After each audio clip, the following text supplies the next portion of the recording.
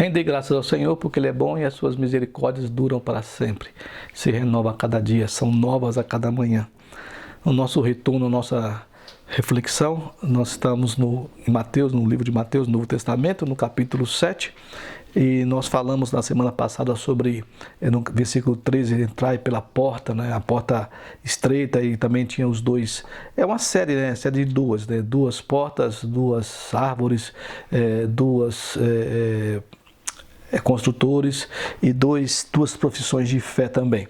E hoje nós vamos falar sobre o resto do capítulo, começando pelo versículo 15, e Jesus ensinando aos seus discípulos e também ensinando a multidão, falando sobre o Sermão do Monte, e aqui ele então vai falar sobre essa prova da vida do reino. No versículo 15 ele fala para nós nos acautelarmos dos falsos profetas que se vos apresentam disfarçados em ovelhas, mas por dentro são lobos roubadores.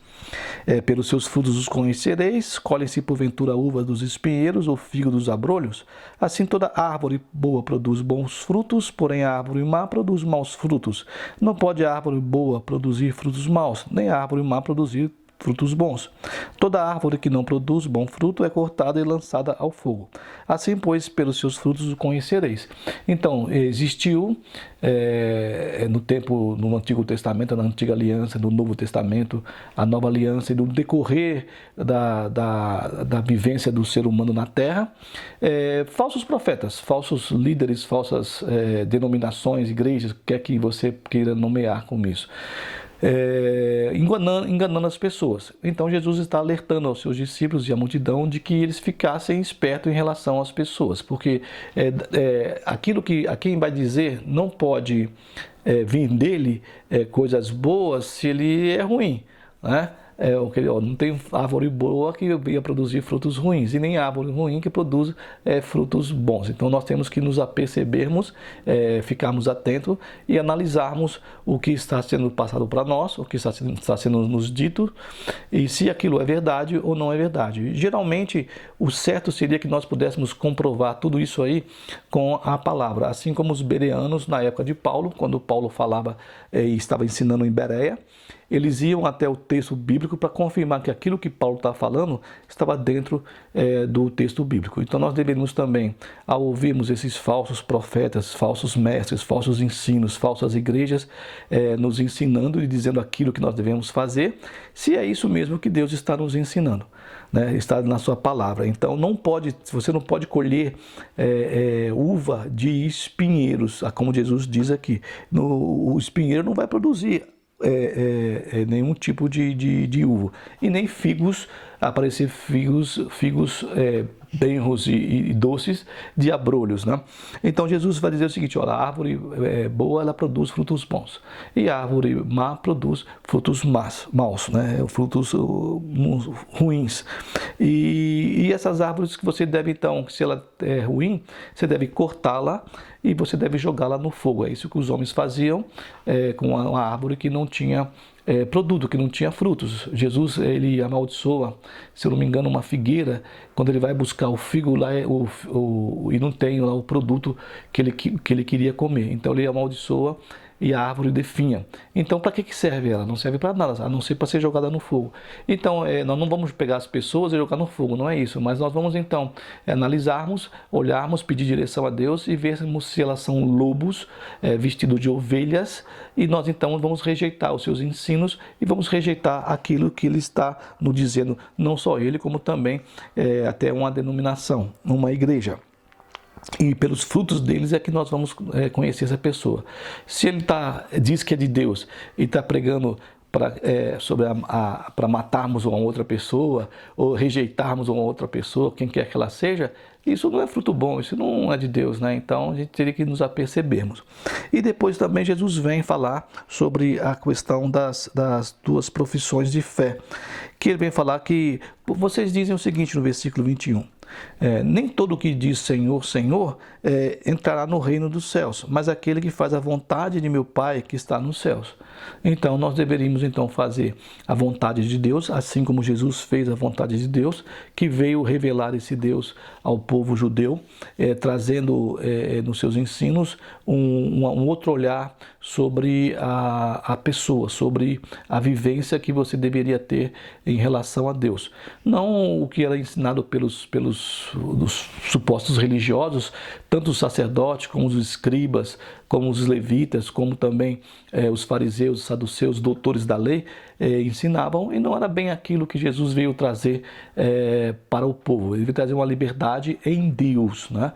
Não uma libertinagem, mas uma liberdade. Mas também não veio trazer também peso sobre o ser humano, como havia naquele momento, pelo comportamento também. Aí está tudo junto aí, os falsos mestres, os falsos sacerdotes, os falsos religiosos, as falsas denominações. O próprio templo, por meio dos seus sacerdotes, eles oprimiam o povo, né? Tanto é que Jesus vai lá e destrói lá os cambistas, estavam ali, e condena os sacerdotes. Bom, então ele fala assim, porque não faz a vontade de Deus.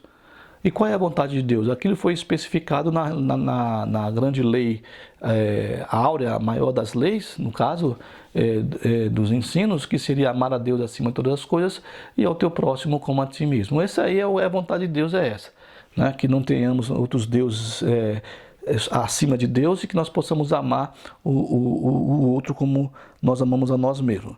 Então, vai chegar um momento no versículo 22, o dia em que as pessoas vão dizer: Senhor, Senhor, porventura não temos nós profetizado em Teu nome não expelimos demônios, em Teu nome não fizemos muitos milagres? Então vai ter, a gente conhece hoje, isso está na televisão e tudo, essa questão de expelir demônios, de curas milagrosas. Eu creio que existe isso, sim, eu creio. Mas é interessante porque Jesus, quando fazia esse tipo de coisa, por todos os 4 evangelhos, ele nunca proclamava nos montes, nos eirados, ou ia no templo e falava assim: olha, eu curei, né? Curei, espírito de demônio. Não. Às vezes falava para a pessoa assim: ó, você vai lá, se mostra ao sacerdote, ou você vai e fala para a tua família o que Deus fez por você. Ele nunca isso ia ser enviado para o mundo via satélite. Mas sempre ele foi: não, você fica aqui, você fala para a tua família, não me segue, não me segue. Teve um caso que ele curou uma pessoa e ele falou: não me segue, o cara que vinha atrás dele, não me segue não, vai para a tua família. Então ele não proclamava isso, e muitas vezes ele dizia: ó, não falem para ninguém, né? Então essa questão de vir de falar de milagres, de cura, um monte de coisa, de expelir demônio, de expulsão de demônio, isso ser proclamado aos 4 ventos do mundo, não é bem por aí não, né? Então naquele dia Jesus vai dizer a essas pessoas: nunca vos conheci não, meu. Apartai-vos de mim, vós os que praticais a iniquidade. Eu não conheço você não. Eu não sei o que você fez. Não foi por mim que você fez isso não. Então, todo aquele, aí ele termina de falar essas questões sobre a profissão de fé, as duas, e a questão das duas árvores, do fruto bom, fruto ruim. Então ele vai falar sobre os 2 construtores.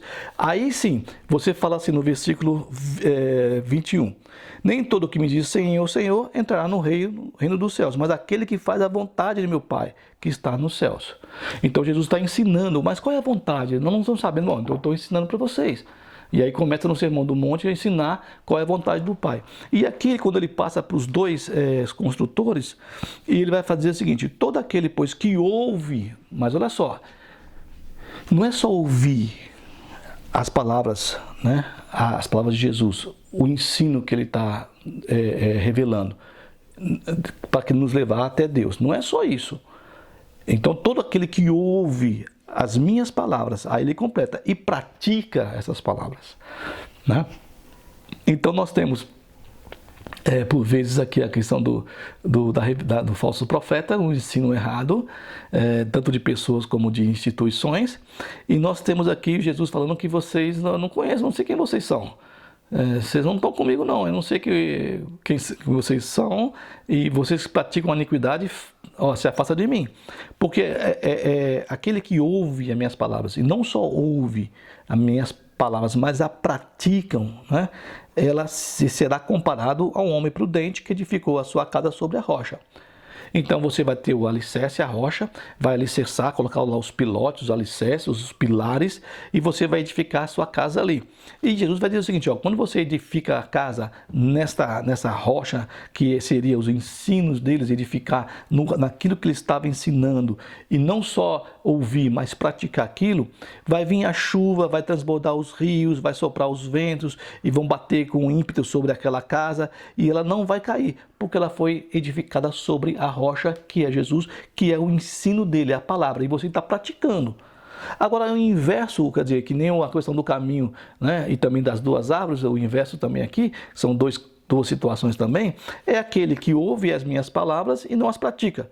Ele será que comparado a um homem insensato que edificou a sua casa sobre a areia. Você tem então um construtor que solidifica a sua edificação, seu alicerce sobre a rocha, que é os ensinos de Jesus, a palavra de Jesus, e a pratica, e vai ter um outro que vai ouvir e não vai praticar. Então ele vai estabelecer, Jesus vai fazer a comparação aqui de uma pessoa que colocou os alicerces da sua casa sobre a areia, sobre o barro, sobre a argila. O que vai acontecer?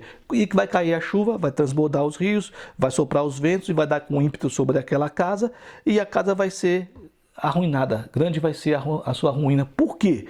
Né? Porque ele edificou num terreno que não era a rocha, que é Jesus. Aí ele vai fechar o bloco do Sermão do Monte dessa maneira. Aí vem aqui, quando Jesus acabou de proferir essas palavras, estava uma multidão maravilhadas do seu ensino, da sua doutrina. A doutrina de Jesus não é a doutrina do homem. E o homem vai dizer que você não pode fazer isso, que você não pode fazer aquilo, que você não pode fazer aquilo. Mas você tem que saber se foi Deus que falou isso aí. Né? Porque o homem vai colocar muitas leis, muito peso sobre o outro. Da mesma forma que os fariseus faziam, os saduceus faziam no tempo de Jesus, e ele condenava, aconteceu e acontece hoje também. Vão colocar coisas sobre a sua vida que não é de Deus. Né? Mas aí termina porque ele as ensinava como quem tem autoridade, não como os escribas. Os escribas eram doutores da lei, os caras que escreviam a Torá lá. Ele não ensinava como eles, ensinava como alguém que tinha autoridade. E ele vai lá em cima, isso é importante. Aquele que ouve as minhas palavras e as pratica, não é aquele que ouve e não faz, ou que ouve e finge que faz, ou que ouve e diz que faz. Não, a quem pratica. E quais são as palavras que Jesus falou, deixou, ensinou? É só você pegar a tua Bíblia, sentar e ir lendo os textos do Novo Testamento, os 4 primeiros livros, Mateus, Marcos, Lucas e João, e você então vai ver ali os ensinos de Jesus, o que ele está te instruindo a você fazer, a direção que ele está dando a você para que você possa ter um relacionamento mais profundo com Deus. Então esses são os ensinos, aquilo, a palavra que ele está dizendo, mas você tem que praticar a alteridade, praticar a misericórdia, praticar o perdão, praticar o amor, e isso é difícil para nós. Eu não estou dizendo que seja fácil, que nós consigamos então fazer isso, é bel prazer, não, é difícil. É difícil, mas se ele está falando, se ele veio, se ele está dizendo que nós podemos fazer, é que nós realmente podemos fazer isso que ele está nos instruindo, que ele está nos ensinando, que nós podemos praticar e não ser só ouvinte daquilo que ele tem deixado para nós aqui. Então, o relacionamento de nosso com Deus, e para nós entendermos, mas como? Então, se eu tenho um falso profeta que ensina errado, eu tenho uma instituição que ensina errado, eu não posso seguir eles, porque não pode vir coisas boas de uma árvore ruim. Então, eu tenho que fazer, volto a dizer, como os bereanos fizeram lá com Paulo. Quando Paulo falava, eles corriam lá no texto do Antigo Testamento, o texto da Torá, os profetas e também os salmos, os escritos, e eles iam analisar se o que Paulo estava falando é verdade. Então, nós temos então, para ter o entendimento do que é a palavra de Jesus e praticar essa palavra, nós temos que saber o que ele está dizendo. Então nós precisamos ler os evangelhos. Nós precisamos pelo menos ler os 4 evangelhos para entendermos e sabermos o que ele está nos deixando aqui. Qual é o alicerce, qual é o pilotes, qual é os pilares, as colunas que ele está deixando para que nós possamos edificar. A casa é a nossa vida. a nossa vida nisso, né? E não na rocha, que é Ele é a rocha. E não na areia, porque se vier o tempo ruim, vier a chuva, o vento, isso vai ser destruído, vai acabar e vai ser grande a ruína.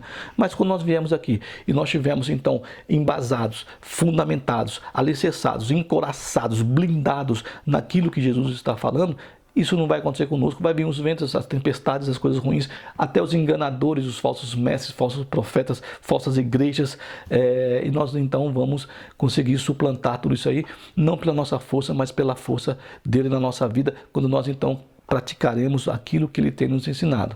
Muito interessante, que seria o quê? O amor, misericórdia, graça, perdão, bondade, e aí vai só seguindo essas coisas. Não que nós sejamos um bando de carocas, não é isso não, não é isso não.